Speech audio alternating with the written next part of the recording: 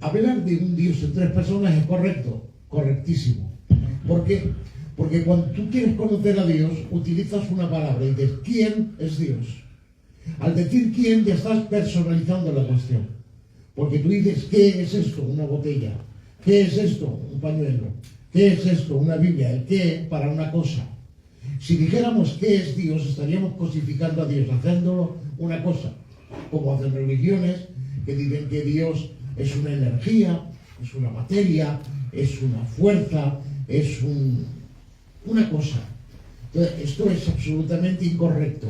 Cuando decimos quién es Dios, estamos hablando correctamente, porque yo no digo qué es este, yo digo quién es este. A una persona se le dice quién. Por eso cuando digo quién es Dios, ya estamos dando a entender que es un Dios personal. ¿Cuál es la diferencia? En que yo soy una persona y tú eres una persona, pero Dios es un Dios tripersonal. Es un Dios, es un solo ser divino que vive, existe, subsiste, coexiste en tres personas. Yo vivo en una persona, pero Él, el ser divino de Dios, convive o vive en tres personas. Por tanto, esto es lo que parece un paradigma, algo que se escapa de la mente. Y es muy difícil de explicar, y menos en 2 minutos. Por eso digo, de lo general a lo concreto es muy difícil. ¿Es correcto hablar de un Dios en tres personas? Sí. Porque cuando hablamos de persona, no hablamos de cuerpo. Por eso la doctrina de los solo Jesús está equivocada, porque cree que solo Jesús es persona, porque solo Jesús se encarna en un cuerpo. Cuando hablamos de persona, hablamos de personalidad. Y la personalidad se mide por 3 parámetros: intelecto, voluntad y emoción. Es decir, cuando una persona tiene sentimientos, una persona tiene voluntad y una persona tiene intelecto. Eso es lo que define la personalidad. Por eso, ¿Dios tiene intelecto? ¿Sí o no? Sí. Dios tiene una voluntad propia. Y Dios tiene sentimiento, Dios siente. Por tanto, Dios es persona. Entonces, cada una de las 3 personas que no componen a Dios, no son personas articuladas que entre los 3 componen a Dios, sino que es un Dios que vive en 3 personas. Entonces, ¿es correcto decir un Dios en 3 personas? Claro que sí. Y estas 3 personas, lo que los teólogos llaman el seno de la unidad intratrinitaria, que parece un nombre muy raro, lo que está diciendo es sencillamente que en ese seno de la deidad comparten, las 3 personas de la deidad comparten vida divina, esencia divina y naturaleza divina. En la vida divina a sí mismo tiene 3 factores: es vida eterna, vida santa y vida perfecta. Luego, eternidad, santidad y perfección forma parte de la vida divina. Luego, en la esencia de la divinidad están los 3 omnis que conocemos: omnipotente, omnisciente, omnipresente. Está en todo lugar, lo sabe todo, lo puede todo. Esos son dones incomunicables que no puede comunicar. Y luego está la naturaleza divina, que comparten vida, esencia y naturaleza. En la naturaleza divina está lo que comparte con el hombre. Lo que el hombre tiene en versión light. Por ejemplo, Dios es amor, ¿sí o no? Amén. Pero dice que el amor de Dios se ha derramado, ¿dónde? En nuestros corazones. Por tanto, el hombre también ama. Es un amor light comparado con el amor de Dios. Dios tiene justicia, ¿sí o no? El hombre también tiene justicia, pero es una justicia light. Es una justicia vendida, es una justicia que no de justa tiene muy poco, y yo lo sé porque cada día lo veo, ¿vale? Ahora, Dios es paz o tiene paz, hay paz en Dios. Amén. Pero dice, mi paz os doy, la paz os dejo. O sea, la paz es la paz de los hombres. La paz de los hombres es una ausencia de conflicto solamente. Pero la paz de Dios es algo que sobrepasa todo entendimiento. Por eso, ¿es correcto hablar de un Dios en 3 personas? Sí, correctísimo. Entonces, ¿qué tiene que ver esas 3 personas en cuanto a la redención? La redención forma parte del rescate del hombre que se ha perdido. ¿Sabéis que Dios lo que está perdido lo quiere recuperar? ¿Sí o no? Amén. Por tanto, antes de la fundación del mundo, antes antes de que existiera Israel físico, antes de que hubieran ofrendas, antes de que se mataran corderos, antes de que existiera la institución de la Pascua, dice la Biblia, y el cordero fue destinado, y ahí aparece la palabra que sale siempre, siempre que aparece destinado o predestinado, suenan las alarmas. Bueno, pues el cordero fue destinado antes de la fundación del mundo para entregarse en sacrificio por amor. Por tanto, el Padre, el Verbo y el Espíritu Santo, que en ocasiones se le llama a la segunda persona Verbo, porque es la voz de Dios. Cuando la Biblia dice, y dijo Dios, el que habla es el Verbo. El Padre desea, el Hijo expresa y el Espíritu ejecuta. ¿Dónde lo vemos? En 1.3, Génesis 1.3. El Padre deseó que hubiera luz. Porque cuando hace la creación, Dios crea y luego ordena. Eso del escalón del 1-2, olvidaros. Dios crea y ordena lo que ha creado. Por tanto, hay dos caras. La faz del abismo, oscuridad y tiniebla, y la faz de las aguas donde se mueve el Espíritu. Y ahora Dios comienza a ordenar en el 3 y dice, sea la luz. ¿Lo habéis leído? Pero antes de que el Verbo exprese sea la luz, el Padre lo ha deseado. El Padre desea que haya luz. El Hijo, que es la palabra, el Verbo, lo dice, sea la luz. Y el Espíritu ejecuta lo que el Padre desea y el Hijo expresa. Esa es la relación de trabajo. Lo que los señores llaman la economía procesal del trabajo de Dios o algo así. O eso, economía trinitaria o como se le quiera llamar. ¿Sabe qué pasa? Que los conceptos que los hombres han adoptado para explicar la Biblia, porque cuando la Biblia no habla, yo me tengo que callar. Lo que pasa es que cuando yo quiero decir lo que la Biblia no dice, tengo que recurrir a la filosofía, para que la filosofía me dé conceptos, para que pueda poner argumentaciones a lo que Cristo dice. Pero yo no tengo que hablar cuando la Biblia no habla. Pero cuando la Biblia habla, sí tengo que hablar como un papá. ¿Es correcto hablar un Dios entre personas? Sí. ¿Qué posiciones tienen? El Padre que desea la redención del hombre. Porque escúchame, cuando el hombre peca, ¿quién sale a buscarlo? ¿Quién sale a buscar al hombre? El hombre está escondido, se ve desnudo, se ha metido detrás de un matorral, se ha tapado y dice, ¿dónde estás, Adán?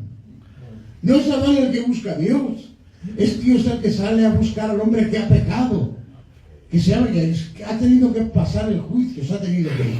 Sin embargo, el hombre quiere, Dios quiere buscar al hombre. Por tanto, Dios, que ama al hombre, porque el hombre es la creación cumbre de Dios, por encima de todas las cosas, la creación cumbre de Dios es el hombre. Muchísimo más que aquel querubín que luego se reveló. Mucho más es el hombre, tiene más entidad, más peso, más gravamen, más autoridad.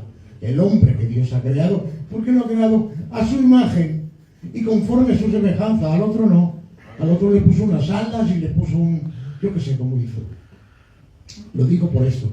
En la redención, el Verbo, que es el Hijo, es el que asume la función de la ofrenda, del rescate, del pago. ¿De acuerdo? El Padre desea que la humanidad sea salva. Por eso dice la Biblia, Juan 3:16. A ver, vamos a leer este que dice... Léelo, que aquí te lo aclara muy bien. Pues es que gastáis unas Biblias, hijo mío. A mí un candidato me regaló una Biblia y me llevó a una librería y me dice, cógete la que quieras. 500, 600 euros, 800. Y cogí una Biblia y digo, no quiero de estudio, quiero una con la letra gorda y figurado, que ponía, súper gigante, esa quiero. Y no pone nada. Digo, para estudiar estudio yo, porque si me la dan el estudio hecho, ya no me la quiero. A ver, dale ese aplauso a Dios, que para Dios.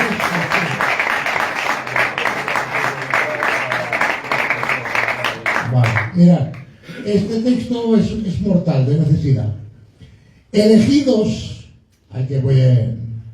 elegidos según la presciencia, el conocimiento anticipado de Dios Padre, en santificación, ¿de quién? Del Espíritu, para obedecer y ser rociados con la sangre, ¿de quién? De Jesucristo, del Cordero. Por tanto, aquí estás viendo las tres. Qué bien. 5 puntos, un café te dejo. Un café te debo. Elegido según la presciencia del Dios Padre. El Dios Padre tiene un conocimiento anticipado de todo. A Dios Padre todas las variables las tiene. Y si hago esto, ya lo sé. Y si hago lo otro, ya lo sé. ¿Tú te crees que le va a sorprender al Dios Padre algo? Él tiene todas las condiciones, que cuando caes y tropiezas y te ves en el suelo y el demonio se regodea y se choca las manos y dice, ¡ay, qué bien! Me lo cargo, me lo como, me lo jagelo. Y tú dices, válgame Dios, he pecado, estoy en el fango, estoy en el barro, estoy caído. ¿Sabes? Dios ha hecho un contrato con Satanás. Un contrato no escrito, no estipulado, no está en la Biblia. Esto es extrabíblico lo que te digo, pero no todo lo extrabíblico es antibíblico, ¿vale? Entonces Dios ha hecho un contrato y dice, de acuerdo, como tienes libre albedrío, te los dejo. Llévalos donde quieras. Mételos, disculparme la expresión, mételos en la droga, en el alcohol. Emborráchalos, drógalos, tíralos por el suelo, revuélcalos, que se manchen, que hagan todo lo que tú quieras. Te dejo, no me quedo aquí quieto. Ahora, como uno solo de ellos, uno, levante la mirada al cielo y diga, por favor, socorro, te quito del medio como el insecto que eres, te pego a la pared, lo tomo, lo limpio, lo restauro, lo bendigo, lo levanto, lo edifico. Esto es lo que Dios te tiene. Por tanto, y en referencia a la pregunta, yo ya me voy a callar porque yo ya no voy a hablar mucho más, porque están aquí, ya te digo, los colosos. Entonces, ¿es correcto hablar? Un Dios entre las personas, perfecto. ¿Qué posición tienen? El Padre, que ha sido con su presciencia, ya lo ha visto, ya lo tiene claro. El Hijo, que es el que ha hecho, digamos, dentro del trabajo, es el que ha hecho el trabajo complicado, que ha sido humanizarse, porque lo fuerte de Cristo no ha sido morir en la cruz. Eso no ha sido lo peor de Cristo, que va. Es siendo Dios, hacerse hombre. No hay ningún ser de naturaleza celestial que haya podido engendrarse ni perpetuarse físicamente como hombre. Si Satanás hubiera podido, lo hubiera hecho, pero no puede. Ni ningún ángel. Eso de los ángeles que se juntaron con mujeres, mentira cochina. Disculpadme. Que no hay ningún ser de naturaleza celestial que tenga relación con una mujer y con niños.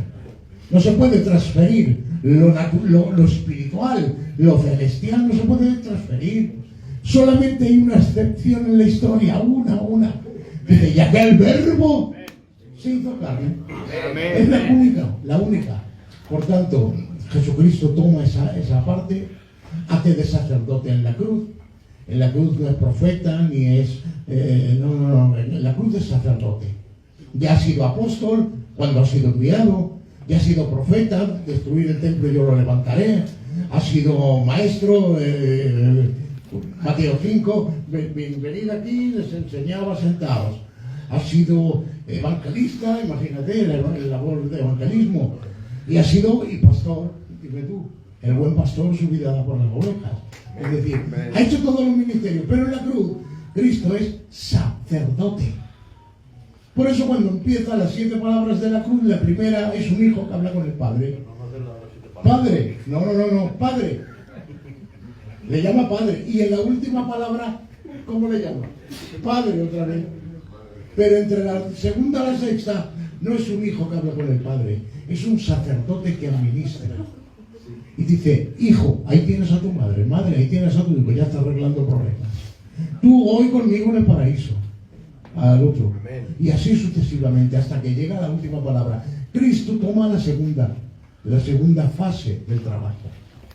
Y el Espíritu Santo ejecuta lo que el Padre ha deseado y lo que el Hijo ha expresado. Y Él ha dicho, consumado es. Y el Espíritu Santo ejecuta lo que Dios ha hecho. Así que Dios os bendiga.